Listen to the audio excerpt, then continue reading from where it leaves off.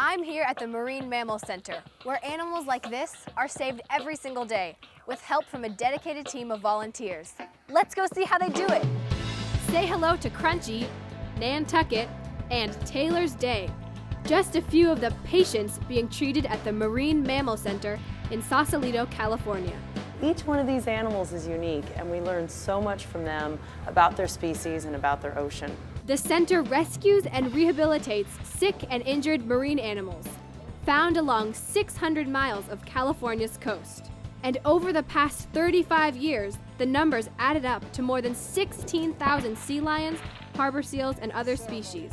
We don't get dolphins very often, but when we do, they're very difficult to care for. This was Baker D. When he came in, he was so weak and sick that he couldn't even swim on his own.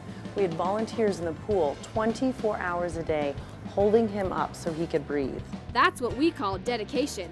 And it worked because after about 2 months, Baker D was back home in the ocean. Marine science instructor Doreen Garola says it's just one of the many success stories here. So how many animals can you keep here? That'll depend on the types of animals that we have.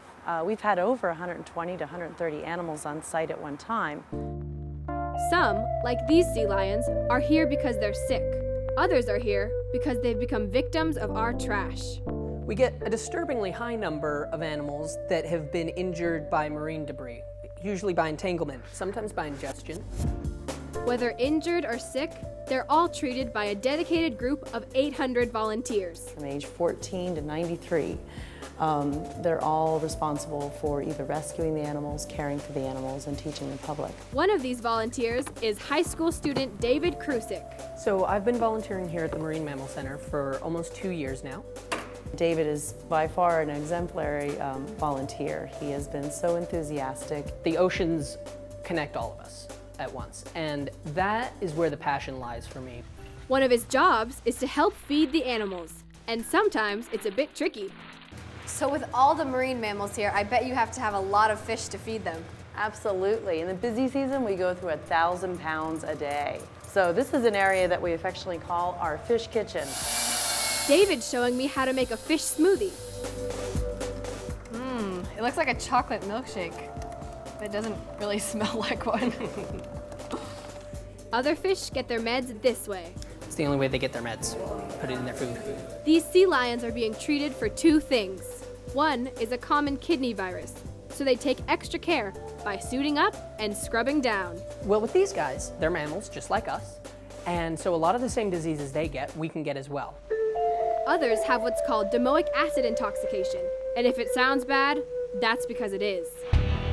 It's a neurotoxin produced by a specific type of algae that grows here off the California coast. In low doses, the naturally occurring toxin is no problem, but too much exposure can cause brain damage. They're not able to find food, they're confused about direction, so they may end up just swimming out in random directions and starving to death out in the middle of the open ocean. It's something they're seeing more and more cases of. The best theory right now is because of fertilizer runoff. There have been really intense and concentrated blooms over the last 10 plus years or so. Scientists refer to them as harmful algal blooms. Some people may refer to them as red tide. And so as a result, these animals are getting a huge amount of this toxin in the system. The current theory is that indeed we are causing these increased concentrations of the blooms of this algae, which are what makes it dangerous for these animals. One problem out there that's man-made, no question about it, is this stuff, our trash. This is a fishing lure, big fishing lure we took off of D-Day back in 2004. The hook was caught in his mouth. And what's this? This was found on an animal? Yep, that was found on an animal. They nicknamed him Michelin. Then there's Spanish Springs. He swallowed a plastic bag. And how frequently do you go shopping and use a plastic bag? If it doesn't get disposed of properly, it might end up in the stomach of one of these guys. Abigail got caught in a fishing line, ducked, somehow ended up entangled in tape. And the list doesn't end here. Balloons are even a problem. If you let go of balloons after a birthday party, they'll float out over the ocean and then pop. And then you've got these stringy bits of stretchy plastic that are just horrible for the animals to get caught in. It happens far too frequently. It's not a nice thing when you see happy birthday wrapped around an animal's neck. So the message here is don't let your trash get into the ocean. Exactly. If you don't dispose of your garbage or fishing equipment or any plastics properly, they'll end up in the ocean eventually, and they'll stay there for hundreds of years, and probably will end up causing the death of a few animals along the way. The lucky ones get spotted and brought here. These animals are amazing survivors. They will come in with, debris cut into their neck or around their flippers or somewhere entangled around their body. Our veterinarians skillfully are able to remove these different types of entanglement, and the animals have an amazing ability to heal.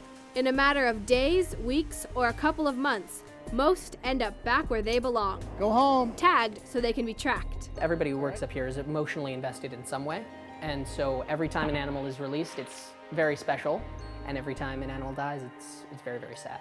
Two very different endings to a story. One these volunteers hope will inspire others to protect marine animals, and the place they call home. The oceans are big. What goes on in them affects every single person on the planet, and the problems we see here are just a tiny fraction of things that we're doing to harm the oceans, which in turn harms us. So if people are aware of their actions from where their garbage goes to how they act on the beach or when they're out on the ocean, know that you can make a positive impact in this animal's life.